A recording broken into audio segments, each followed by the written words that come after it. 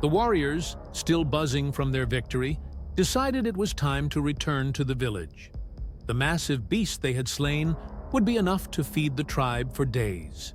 Normally, they would cut the body into pieces for easy transport, but this time, the decision was made to carry the entire creature back. It wasn't just food now.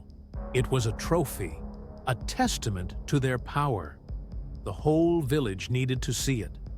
Tarek, standing tall and proud, addressed the group. "Let them see what we've done. Let them know who the Durumbers are." His voice was filled with authority, and the warriors roared in agreement. As they prepared to lift the Gorlak, the sense of accomplishment was palpable. "We'll be feared by all.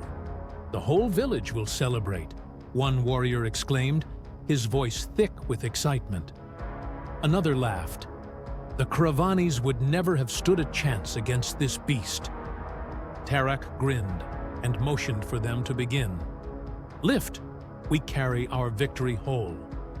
As the massive body was lifted, laughter and cheers filled the air. Nora watched from her place beside Tarek, feeling a growing attachment to him that both confused and comforted her. She had been captivated by his bravery during the hunt, how he had saved her life when the Gorlak had nearly attacked her. She couldn't deny the feeling growing within her. She was falling for him. "I can't believe it. I'm falling for the man who took me captive. But I can't deny it. He saved me.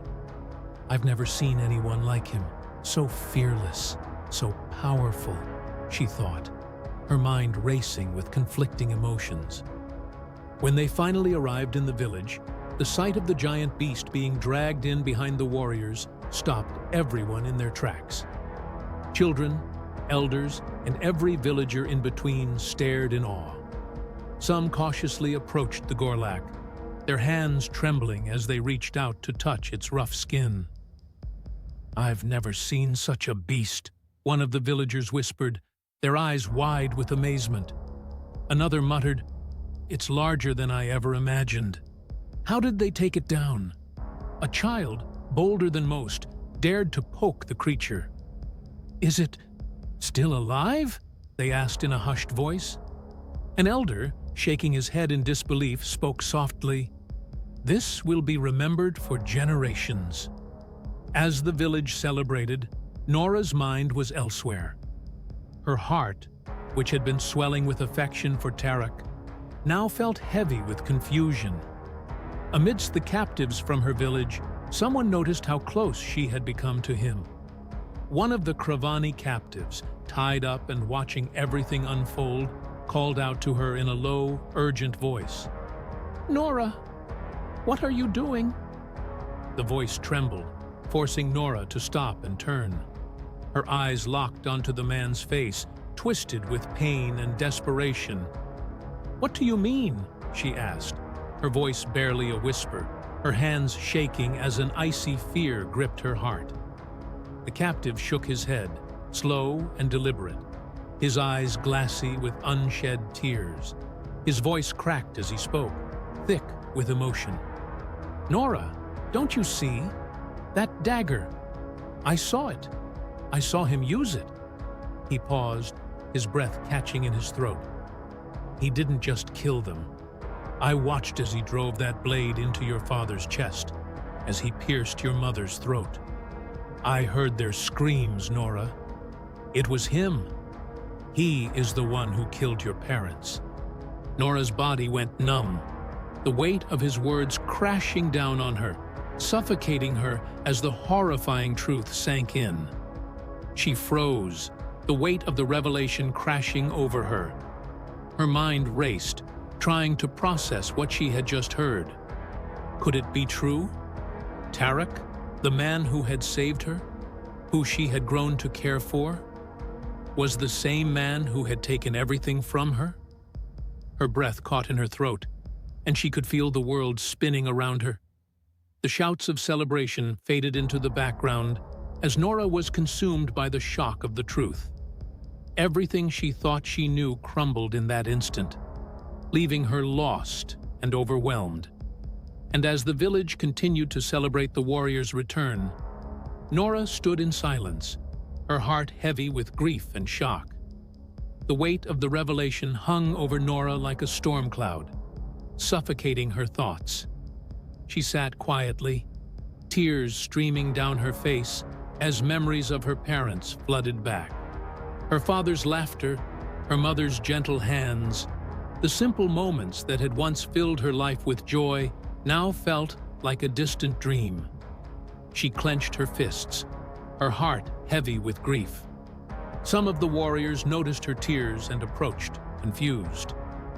"Why are you crying, girl?" one of them asked gruffly. "Today is a day of celebration. We defeated the Gorlak. Torak saved your life." Another warrior nodded. "You should be happy. It's been a glorious day." But Nora said nothing, her tears falling in silence. She could feel their eyes on her, curious, concerned even. Some of them assumed it was the shock of nearly being killed by the beast earlier that day, but none of them knew the truth. Tarek noticed her sorrow too. "Nora," he said gently, coming closer. "Are you all right?"